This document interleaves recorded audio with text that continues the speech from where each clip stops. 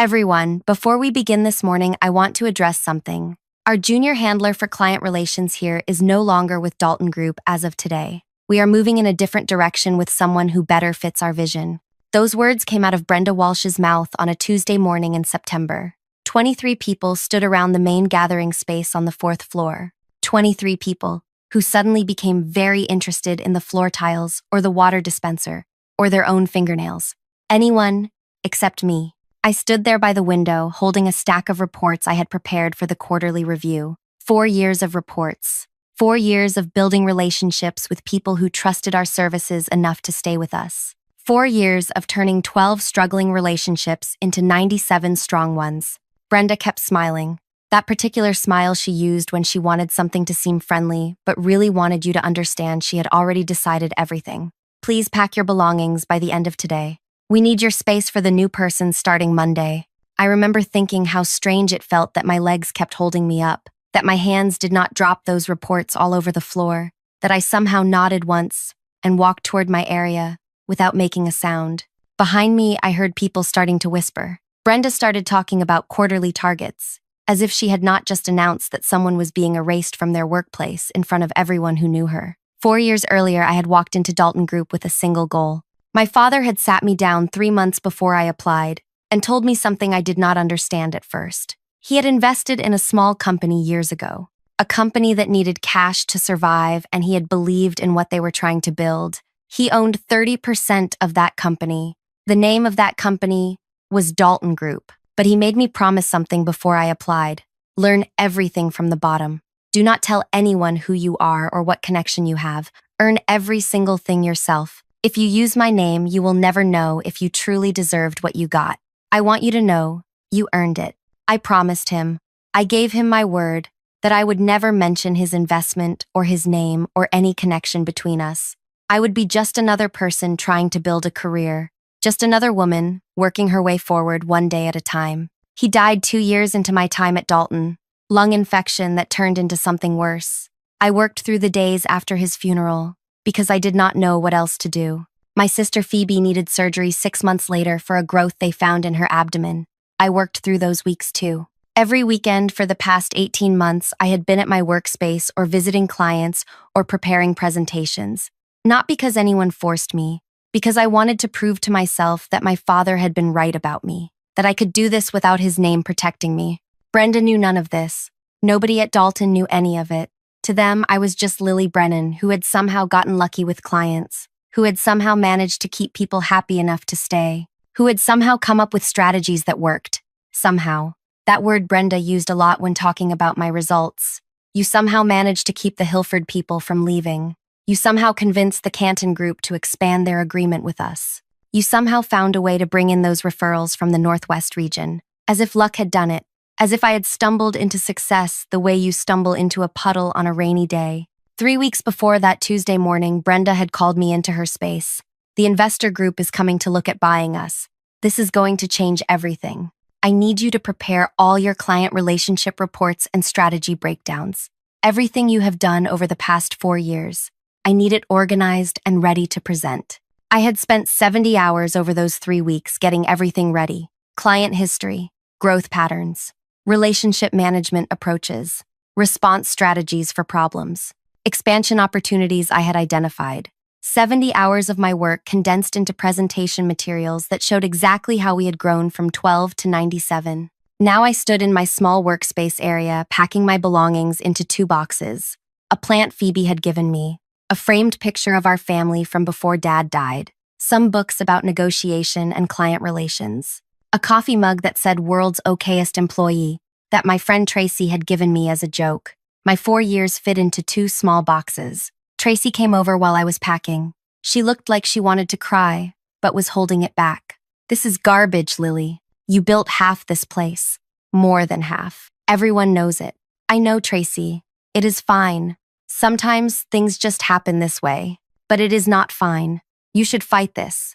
You should talk to Gerald. He owns this place. He should know what you actually do here." Gerald Moss owned 60% of Dalton Group. My father's investment group owned the other 30%. The remaining 10% was split between early employees who had stayed long enough to earn small shares. Gerald barely knew I existed.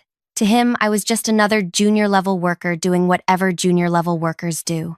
I cannot fight it, Tracy. I just need to move on. Find something else. It will be okay. She hugged me before I left that day. So did 4 other people who had worked near me. People who knew what I actually did. People who had watched me build relationships with clients that kept money flowing into Dalton year after year.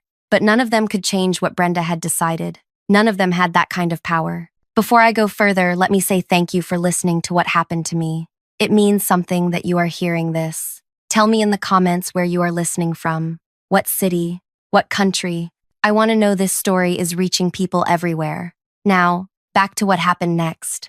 I went home that Tuesday afternoon and sat in my apartment staring at those 2 boxes.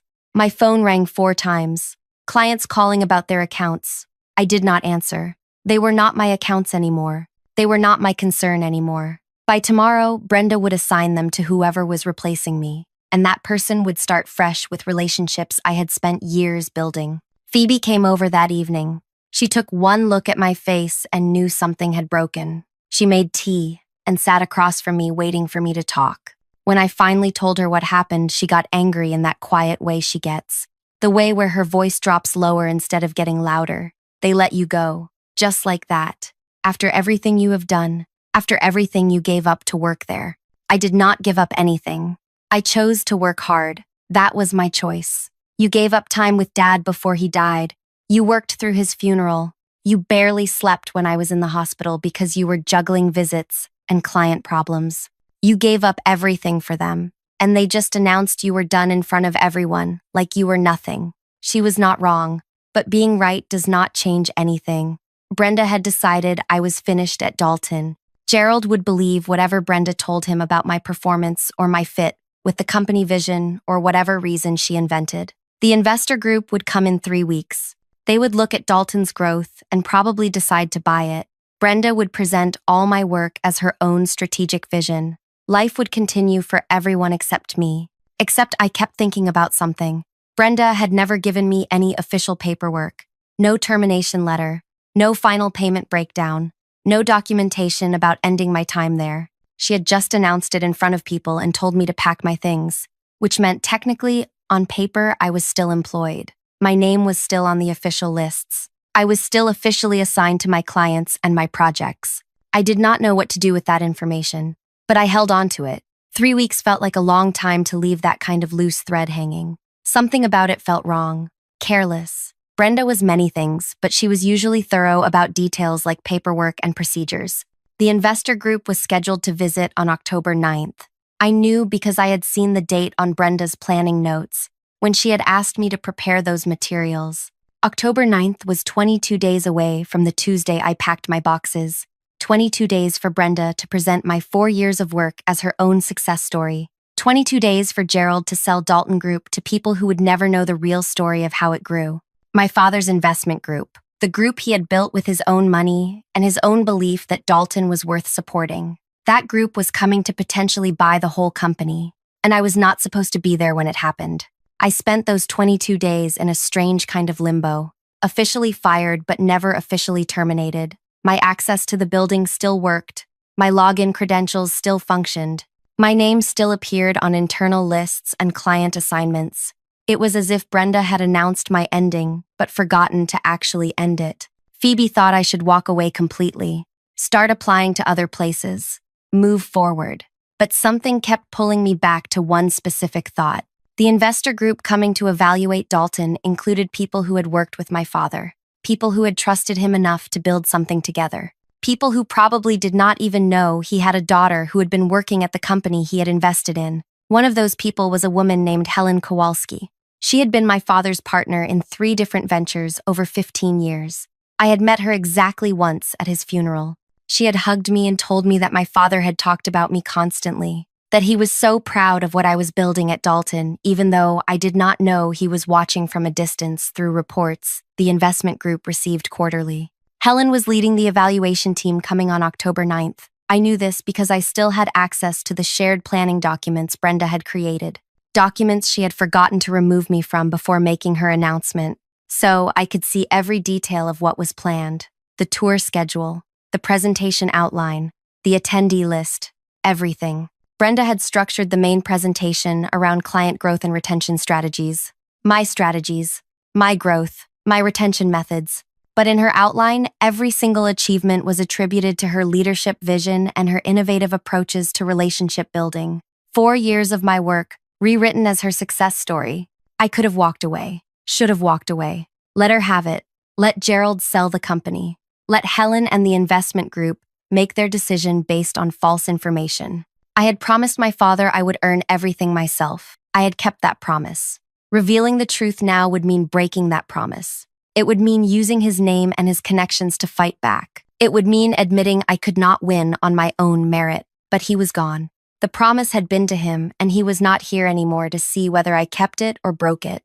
And something about watching Brenda take credit for 4 years of my life felt worse than breaking a promise to someone who could no longer hear me explain why I had to. 5 days before the meeting, I made a decision. I was going to be there, not to cause a scene, not to interrupt, just to be present, to sit in that room and watch what happened. If Helen recognized me, she recognized me. If she did not, then I would know the universe was telling me to let this go and move on. October 9th arrived gray and cold, the kind of morning where the sky feels like it is pressing down on everything. I dressed carefully, professional but not flashy. I wanted to look like I belonged there without drawing attention, before the right moment. If there was going to be a right moment. I arrived at Dalton at 8:30. The meeting was scheduled for 9. The building receptionist looked surprised to see me but said nothing. Maybe she did not know I had been let go. Maybe she did not care. I went to the 4th floor where the main gathering space had been set up with chairs and presentation equipment. Brenda was already there reviewing notes. When she saw me, her face did something complicated. Surprise, confusion, anger, all of it flashing across her expression in about 2 seconds. What are you doing here? You do not work here anymore. I kept my voice calm, even. You never processed any termination paperwork.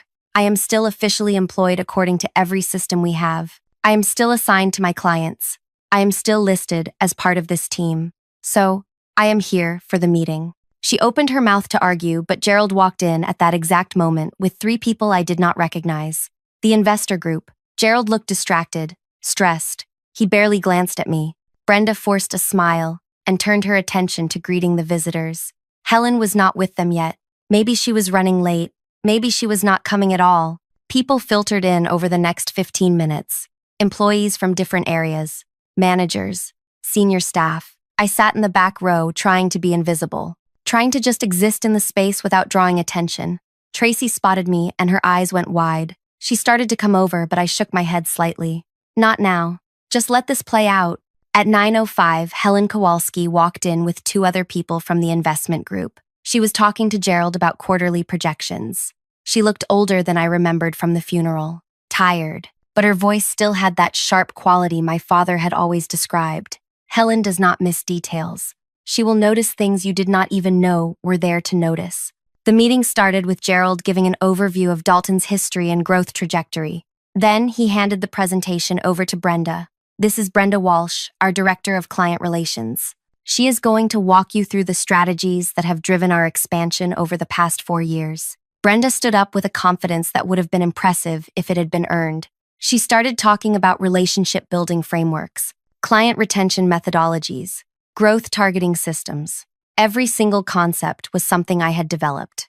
Every single approach was something I had tested and refined through months of trial and error. She presented them like they had emerged fully formed from her own strategic thinking. I watched Helen's face while Brenda talked. She was listening carefully, taking notes, asking occasional questions about implementation details. Brenda answered smoothly. She had studied my materials well enough to fake understanding of how they actually worked in practice. 20 minutes into the presentation, Brenda brought up a specific client situation, the Hilford account, how it had been on the verge of leaving Dalton 3 years ago, how she had personally developed an approach to rebuild trust and demonstrate value, how that approach had not only saved Hilford, but turned them into one of our strongest advocates who brought in 5 referrals over the following 2 years. I had spent 11 months rebuilding the Hilford relationship, 11 months of weekly calls and visits and problem solving, and proving we could deliver what we promised. I had driven 4 hours each way every other week to meet with their team in person because they needed to see commitment. I had missed Phoebe's birthday dinner because of a Hilford crisis. I had taken calls at 11 at night and 6 in the morning because their operation ran on irregular hours. 11 months of my life that Brenda was now describing as her personal achievement. Helen stopped taking notes. She looked up at Brenda with an expression I could not quite read. Can you walk me through the specific tactics you used for Hilford? The week-by-week decisions? How you identified what would work? Brenda hesitated for maybe half a second. Then she started describing a process that sounded plausible but was not what actually happened. She talked about relationship mapping and value proposition refinement. Technical phrases that sounded good but did not match the reality of driving 4 hours to sit in someone's break room and eat sandwiches while talking through their frustrations. Helen nodded slowly. Then she did something unexpected. She looked away from Brenda and scanned the room. Her eyes moved across faces in the front rows, then the middle rows. Then she got to the back where I was sitting. Her eyes landed on me and stopped moving. I saw recognition hit her, saw her face change, saw her lean forward slightly in her chair, as if she needed to make sure she was seeing correctly. She stared at me for what felt like a long time, but was probably 5 seconds. Then she turned to the person sitting next to her and whispered something. That person looked at me too. Then, back at Helen. Then at me again. Brenda was still talking about client growth metrics. Gerald was watching the presentation. Nobody else had noticed Helen's attention shift except the people immediately around her. And me. Helen raised her hand. Brenda stopped mid-sentence. Yes. Do you have a question? Helen's voice came out quiet, but everyone heard it anyway.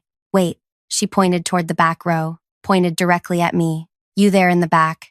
Can you come up here, please? The room went still. That particular kind of stillness where everyone stops breathing at the same time. Brenda's face lost color. Gerald looked confused. Tracy grabbed the chair in front of her. I stood up on legs that felt like they might give out and walked to the front. Every step felt like it took an hour. Helen stood up when I reached her. She looked at my face from maybe 2 feet away. Her eyes were sharp, searching. Then she said the words that changed everything. You are his daughter. You are David Brennan's daughter. The room somehow got even quieter. I nodded once. Yes, my father was David Brennan. Helen turned to Gerald. You knew David had a daughter working here. You had to know. Gerald looked like someone had just told him the building was on fire. I did not know. I had no idea David had a daughter. I certainly did not know anyone here was related to him. Helen looked at Brenda. Did you know? Brenda's mouth opened, but nothing came out at first. Then she managed to say no. I had no idea. She never mentioned it. Nobody knew. Helen sat back down. She reached into the bag she had brought and pulled out a worn notebook. My father's notebook. I recognized it immediately. He had carried it everywhere the last 5 years of his life. Brown leather cover, pages filled with his cramped handwriting. I had looked for it after he died, but never found it. Helen opened it to a page marked with a small tab. She started reading out loud. October 14th. Lily saved the Hilford situation. They were ready to walk. She drove out there every other week for months, built trust back piece by piece. I am watching her prove she can do this without anyone knowing I am connected. She is better at this than I ever was. She flipped to another marked page. January 9th. Lily brought in 3 new relationships from the Northwest region. Nobody handed her those. She identified opportunity and pursued it. Brenda takes credit in reports to investors, but I know the truth. I see the real numbers. I see what my daughter actually does. Helen read 4 more entries, each one documenting something I had done, each one dated, each one describing achievements that Brenda had just finished claiming as her own work. My father had been watching. He had been documenting. He had known exactly what was happening and had written it all down. When Helen finished reading, Gerald looked like someone had replaced his bones with water. He sat there staring at the notebook, then at me, then back at the notebook. Brenda had gone completely still. The kind of still where you are trying to decide if you can somehow disappear by not moving. Helen closed the notebook carefully. She looked at Gerald. David wrote these entries right up until he died. He tracked his daughter's progress because he wanted to know if his investment in this company was being built on real foundations or false ones. Every strategy this woman just presented as her own vision is documented in here as Lily's work. Dates, details, results, everything. One of the other investors spoke up, a man named Paul something. I had not caught his last name during introductions. So you are telling us the growth we are looking at came from someone sitting in the back row? not from the director presenting to us. Helen nodded. That is exactly what I am telling you. David was very clear in these entries. He watched the internal reports. He saw who did what. He documented it because he wanted proof that his daughter was earning her place without his help. He never told her he was tracking this. He just kept a record. Gerald found his voice finally. Lily, I had no idea. If I had known you were David's daughter, I would have. He stopped. Would have what? Treated you differently. Given you opportunities you earned anyway. He did not finish the sentence, because there was no good way to finish it. Brenda tried to speak. Helen, I can explain. These strategies were team efforts. Lily contributed certainly, but the overall vision and implementation direction came from my leadership framework and Helen cut her off with a look. Do not insult me. I have been evaluating businesses for 30 years. I know the difference between leadership and theft. You stood here for 25 minutes claiming work that was not yours. You announced 3 weeks ago that this woman was being let go, and you did it in front of her colleagues without even processing proper termination paperwork. That tells me everything I need to know about your character and your competence. The room was so quiet, I could hear someone breathing heavily 3 rows back. Helen turned to Gerald. We are still interested in acquiring Dalton, but our terms just changed. We are not buying this company to let it continue operating the way it has been. We are restructuring. Gerald looked relieved and terrified at the same time. Whatever you need, we can work with any structure you want to implement. Helen looked at me. We want Lily in charge of all client operations. Every relationship, every strategy, every decision about how this company interacts with the people who pay for your services. She reports directly to our investment group, not to Gerald, not to anyone here, to us. I felt something twist in my chest. That was not what I had expected. I had thought maybe Helen would expose the truth. Maybe she would recommend they not buy Dalton. Maybe she would tell Gerald he needed to make changes. But putting me in charge, that was something different entirely. What about Brenda? Gerald's voice came out small. What happens with her role? Helen did not look at Brenda when she answered. Brenda stays. She reports to Lily now. She remains employed here to assist with whatever Lily needs. But she no longer has authority over client relations or strategic direction. That belongs to Lily. I saw Brenda's face do something I had never seen before. It crumpled, just for a second. Then she pulled it back together into a blank expression that looked like it hurt to maintain. But she did not argue. She did not protest. What could she say that would not make everything worse? The meeting continued for another hour, but I barely heard any of it. Helen and the other investors talked with Gerald about purchase terms and transition timelines and operational adjustments. People asked questions. Gerald answered some of them. Helen answered others. I sat in a chair someone had brought up to the front and tried to process what had just happened. My father had kept a notebook documenting my work. He had watched me for 4 years, proving I could do this without his name. And then he had died before seeing where it would lead. Before knowing whether his investment in me and his investment in Dalton would both pay off the way he had hoped. Now his notebook had become the weapon that gave me power I had not asked for. After the meeting ended, Helen came over to where I was sitting. Most people had left. Tracy was waiting near the door to talk to me. Brenda had disappeared somewhere. Gerald was in his office, probably trying to figure out what had just happened to his company. Helen sat down next to me.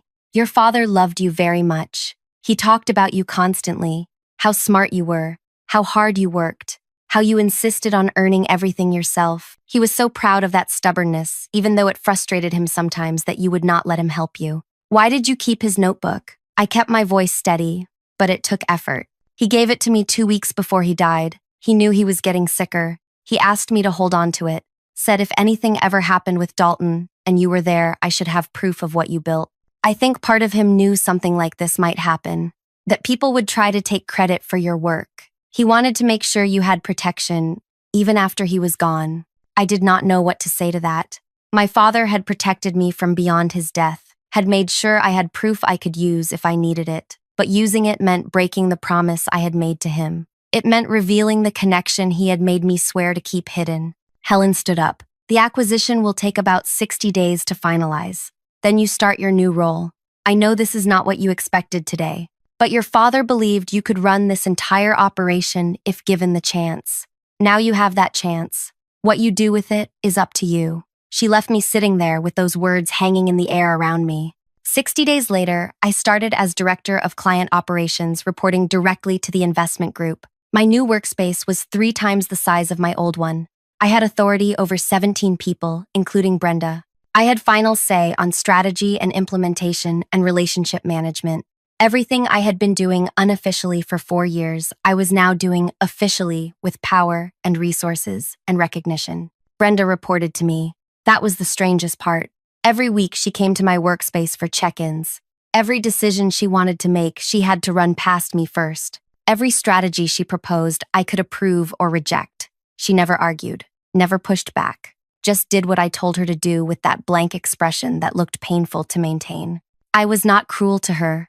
I did not humiliate her, or mock her, or make her life miserable. I just did my job and expected her to do hers. But I knew what it cost her. Having to ask permission from someone she had tried to erase. Having to watch someone she had dismissed become her supervisor. Having to sit in meetings where her ideas were questioned while mine were implemented. That was the punishment. Not cruelty, just reality, adjusted to reflect truth. 6 months into the new structure, Brenda walked into my workspace on a Friday afternoon. She looked exhausted, worn down. She put a single page on my work surface. Resignation letter. 2 weeks' notice. She could not do this anymore.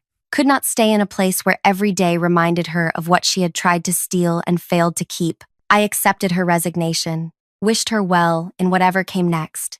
Meant it genuinely. I did not need her to suffer forever. I just needed her to understand that taking credit for other people's work has consequences. She understood now. That was enough. In those same 6 months, I implemented changes that increased Dalton's value significantly. New relationship building frameworks. Expansion into markets we had never considered. Client retention approaches that reduced departure rates to almost nothing. The company became worth 3 times what the investment group had paid for it. Helen told me my father would have been impossibly proud, that this was exactly what he had hoped I could do. But some nights I still wake up thinking about the promise I broke. My father made me swear I would earn everything myself, that I would never use his name or his connections, that I would prove I deserved success on my own merit. I kept that promise for 4 years, built everything without anyone knowing who I was connected to. Then, in one moment, I let Helen reveal it all. Let my father's notebook become the proof that saved me. I tell myself I had earned it already, that revealing the connection did not change what I had actually accomplished, that my father's documentation just confirmed what was already true. But another voice in my head asks if I really won or if I just accepted a different kind of defeat. If proving myself meant doing it completely alone, then I failed. I needed my father's memory and his written words to claim what I had built. That question does not have a comfortable answer. Maybe it does not have an answer at all. Maybe winning always costs something. Maybe you never get revenge without losing a piece of what you were trying to protect. Maybe the point is not whether you win cleanly, but whether what you gain is worth what you give up. I run client operations for a company worth 3 times what it was when Brenda tried to erase me. I make decisions that affect dozens of employees and nearly 100 client relationships.